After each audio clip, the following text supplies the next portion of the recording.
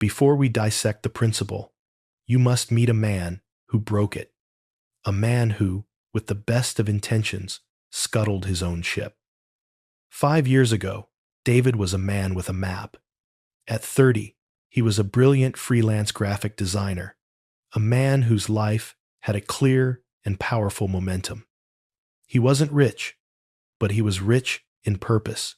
His North Star was a deeply personal project: to create a graphic novel, a dark, sprawling epic he had been conceptualizing since college. This project was the organizing principle of his life. It dictated his schedule. He would wake at 5 a.m. to write and sketch before his client work began. It fueled his passions. He spent his weekends hiking in remote mountains, not just for the exercise, but to photograph textures and landscapes that would inform the world of his novel. David's life was not for anyone else. It was a disciplined, passionate voyage toward his own creative destination. He was the captain of his own world, and he was content. Then he met Clara. She was not a villain. She was a muse, an intelligent, witty art curator. She seemed to be the perfect first mate. When he first showed her his sketches, she was genuinely captivated. She saw the depth of his world, the scale of his ambition, and she admired it. "This is your real work, David," Shed said, her eyes shining. "This is who you are." He felt seen, understood, in a way he never had been before. For the first few months, their two worlds merged beautifully. She would read his draft pages, offering insightful critiques. He would accompany her to gallery openings, fascinated by her world. It felt like a perfect partnership, two ships sailing in a powerful, complementary formation. The first sign of the deviation, the first time he took his eyes off the North Star, was subtle. A long, difficult hiking trip he had planned for months, a trip designed to gather reference material for a crucial chapter, happened to fall on the same weekend as her friend's birthday party. He saw the flicker of disappointment in her eyes, and in that moment, he made a calculation. The approval in her eyes felt more urgent, more real than the distant call of his own mission. He told himself it was a small sacrifice. A good partner would choose her. So he canceled the trip. He chose her over his work. He didn't realize he had just handed her a piece of his compass. The final stage was the complete abdication. The 5 a.m. alarms were silenced, replaced by mornings spent in bed with her. The hiking trips became a distant memory, replaced by weekend brunches with her friends.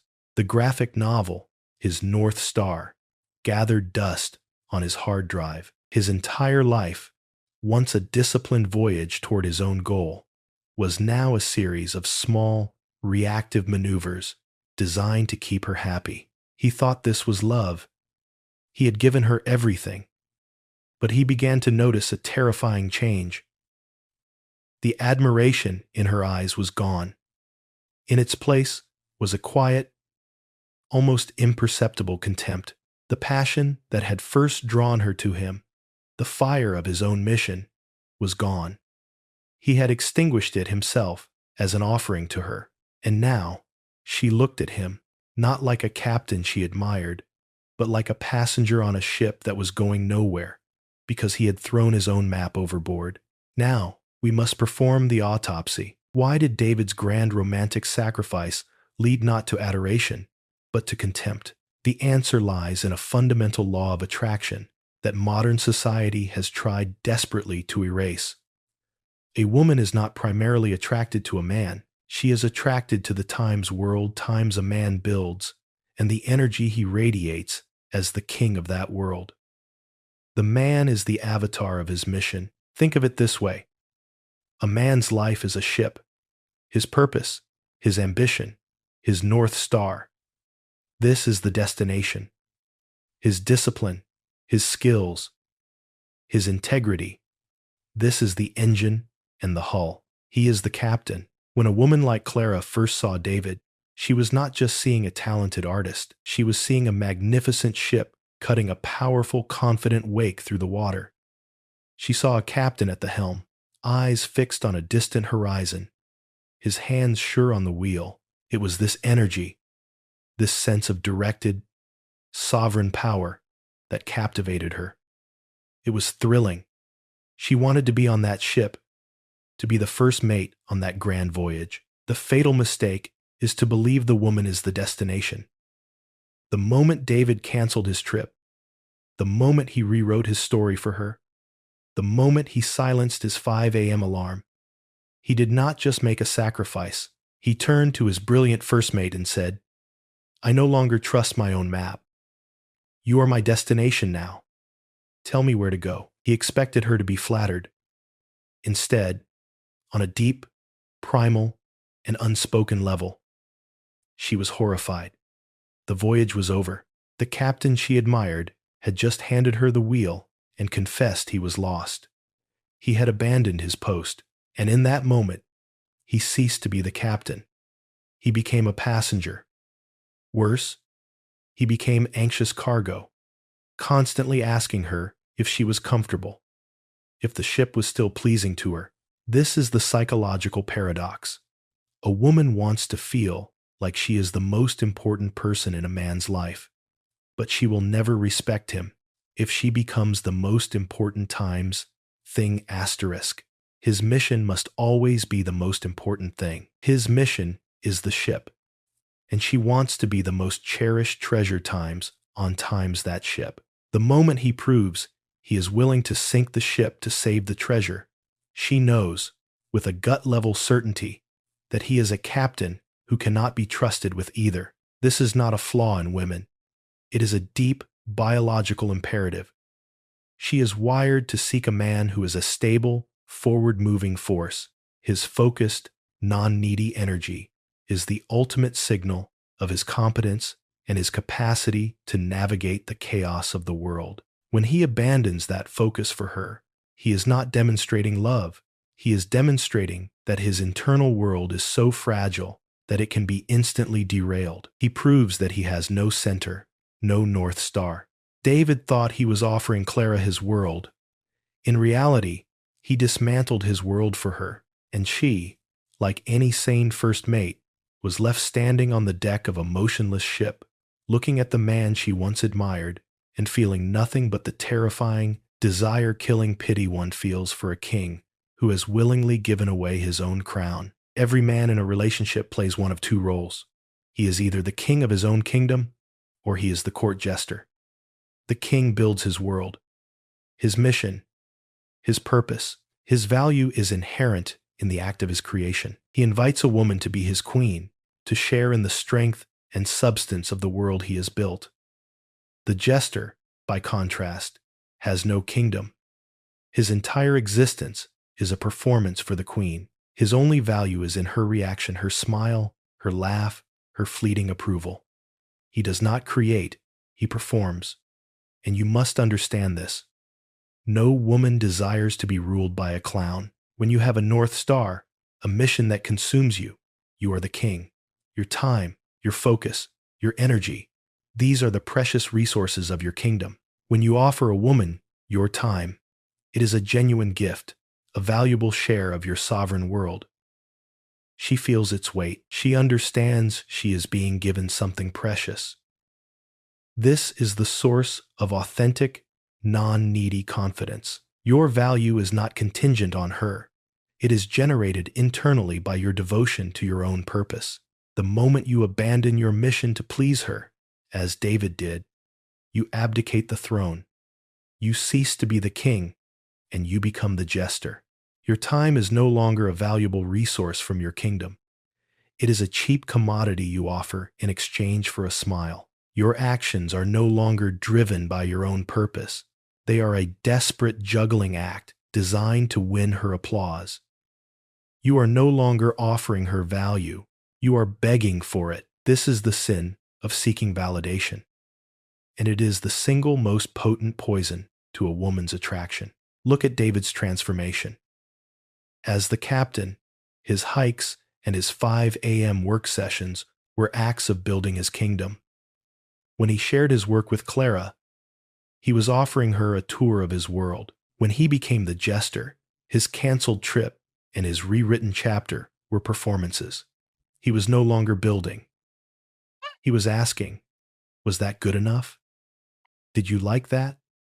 This shift places a terrible burden upon her. She is no longer the cherished first mate of a confident captain. She has been made the sole employer and audience for an anxious performer. She is now responsible for your emotional well-being. Your happiness now depends on her reaction. This is not attraction. This is emotional labor of the highest order. It forces her into a maternal, managerial role, and it is the absolute antithesis of romantic desire. So ask yourself, are your actions today driven by your own internal compass, your North Star, or are they driven by a desperate calculation of how she might react? Are you building your kingdom, or are you just practicing your juggling act? Be honest. The king offers a throne beside him. The jester offers a front row seat to his own debasement. Only one is worthy of a queen. A man with a mission is a world unto himself. He is a planet with his own gravity, his own atmosphere, his own undiscovered continents.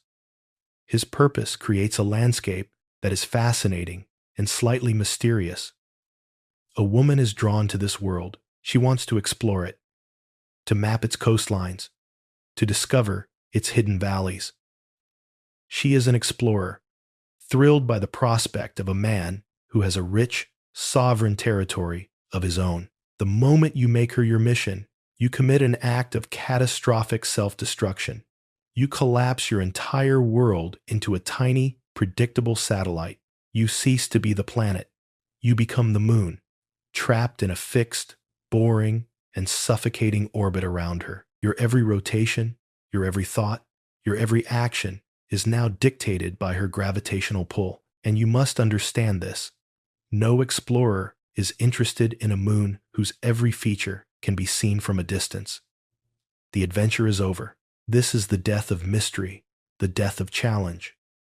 Not the artificial challenge of playing games, but the authentic, powerful challenge presented by a man whose mind is occupied by more than just her. When David was consumed by his graphic novel, he was a world. Clara didn't know what he was thinking about when he was sketching at 5 a.m. She didn't know what new ideas his hikes would spark. He had a vast, private, internal territory that she was not fully privy to, and that was intoxicating. It made him a puzzle she wanted to solve, a world she wanted to map. When he abandoned his mission, his internal territory was razed and replaced with a single, obsessive shrine to her. His thoughts were no longer about his art or his journey.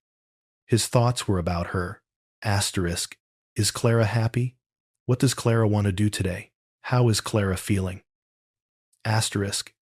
He became a solved puzzle. His orbit was fixed. He would always be there, circling, waiting, seeking. There was nothing left to discover. This dynamic is desire's poison. It robs her of the thrill of the unknown. She is no longer a willing explorer of a fascinating world. She is the reluctant manager of a dependent moon. She knows your every move because every move is about her. The man who was once a source of exciting unpredictability is now a source of smothering predictability. So, look at your life. Is it a sovereign planet, a world with its own gravity and mysteries that she is excited to explore? Or have you willingly collapsed it into a barren moon, trapped in a desperate, predictable orbit around her? A woman cannot desire a man she has already fully conquered, especially when he is the one who handed her the flag. In the architecture of a relationship, a man is either a pillar or a vine. The pillar is a man rooted in his own purpose. He stands on a foundation of his own making, his mission, his principles, his discipline. He generates his own strength from the ground up. He is a source of stability, a structure that can bear weight. A woman can lean against him, find shade and shelter in his presence, and feel secure in the knowledge that he is not going to collapse because his integrity does not depend on her. He adds to her world without drawing from it. The vine is a man with no internal structure. He has abandoned his own foundation. He is a creature of pure need, constantly searching for something external to cling to wrap himself around, to give him shape and support. He does not generate his own energy. He siphons it. The vine, in his desperate search for support, inevitably suffocates the very structure he depends upon. David, the captain, the author of his own world, was a pillar. His 5 a.m. alarms, his solitary hikes, his unwavering focus on his art, these were the deep roots that fed his strength. He was a man who stood on his own. When Clara entered his life, she was a beautiful addition to his sturdy structure. But she was not the structure itself. The moment he abandoned his mission for her, he severed his own roots. He committed an act of profound self-destruction and became a vine. He stopped generating his own energy from his work and began trying to siphon it from her approval. His happiness was no longer a byproduct of his own disciplined efforts. It was a fragile thing that now depended entirely on her mood, her validation, her constant attention. Look at the terrifying burden this placed upon Clara. She did not feel cherished. She felt drained. She was no longer his first mate. She was his trellis, the structure he was now clinging to for his very survival. He needed her to feel good about himself. He needed her to give his day meaning. This is not love. This is psychic vampirism. A woman cannot desire a man she feels she has to mother. She cannot respect a man she has to constantly prop up. The masculine energy that first attracted her, that steady, self-reliant, foundational strength of the pillar, was gone, replaced by the weak, clinging, dependent energy of the vine. She was now the strong one for both of them, a role that is exhausting and utterly devoid of romantic passion. So you must ask yourself, does your presence add strength to her life, or do you drain strength from it? Are you a pillar she can lean against in a storm, or are you a vine she is forced to carry? A man leads his own life, or he does not. There is no middle ground. In the context of a relationship, he is either the one who sets the dominant direction of his own existence, or he is the one who waits for direction to be given. He is the general of his own army, or he is a soldier waiting for orders. A woman, a strong woman, is drawn to a general. She wants to be his trusted and celebrated lieutenant in a grand campaign. She will never, ever desire a soldier who looks to her for his marching orders. The core principle is the engine of a man's leadership over his own life. His mission is his map, his strategy, his reason for the campaign. It is the source of his forward momentum. When David was the captain of his own ship, he was the undisputed general of his own life. His schedule, his priorities, his ambitions, these were the orders of the day, issued by him, for him. Clara was thrilled to join this campaign. The energy was infectious. The moment he abdicated his mission, he did more than just abandon a project. He surrendered his post as general. He created a power vacuum. He stopped setting the agenda for his own life. The 5 a.m. marches were canceled. The weekend scouting missions, his hikes were abandoned. He laid down his arms, sat in the command tent, and looked to his lieutenant for the day's strategy. Asterisk. What are we doing today, Clara? Where are we going? Asterisk. A man who asks these questions believes he is being collaborative. He thinks he is being a good partner by letting her lead. He does not understand that he is committing a profound act of psychological treason. He is forcing his lieutenant to become his general. This is a burden she cannot bear, and a role she does not want. She is now responsible, not only for her own campaign, but for his as well. She has to plan their social life, provide his sense of purpose for the weekend, and manage his emotional state. She is forced into a position of command over him, a dynamic that feels less like a passionate partnership and more like a promotion she never asked for. This creates a parent-child dynamic. He, the soldier, waits for her, the general, to give him purpose. This dynamic is the absolute antithesis of sexual polarity and respect. She cannot look up to a man who is constantly looking to her for direction. She cannot desire a leader who has willingly become a follower. So ask yourself, who is the general of your life?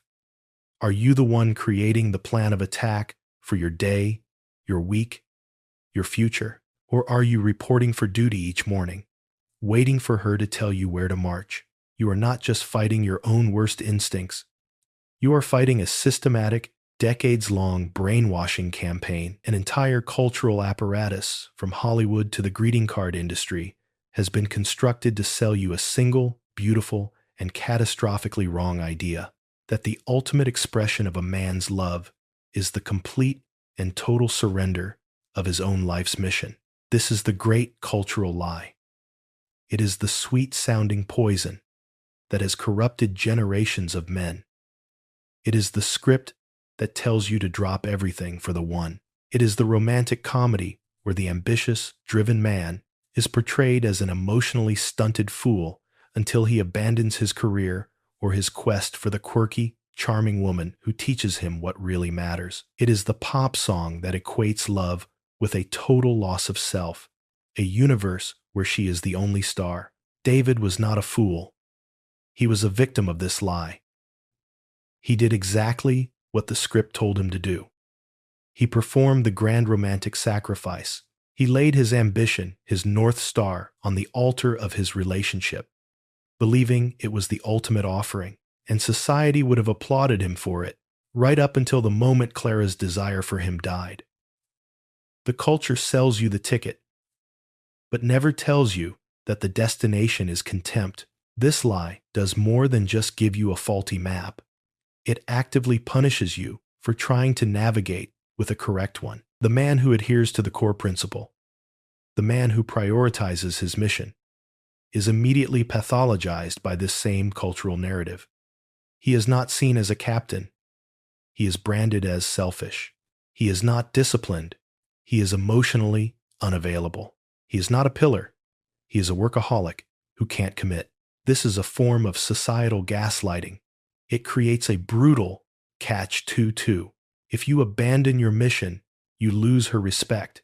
If you prioritize your mission, the culture labels you a bad man. You are caught between the primal truth of attraction and the suffocating pressure of a social script that is fundamentally broken. Your task, then, is not just an internal one. It is an act of rebellion. It is the conscious, deliberate rejection of a cultural lie that has been designed to make you weak, dependent, and ultimately undesirable. You must learn to trust the compass of your own purpose, especially when the whole world is screaming at you that you are heading in the wrong direction. The analysis is over. The autopsy is complete. Now, we begin the difficult, necessary work of resurrection. To reclaim your throne is not an act of aggression. It is an act of profound self-respect.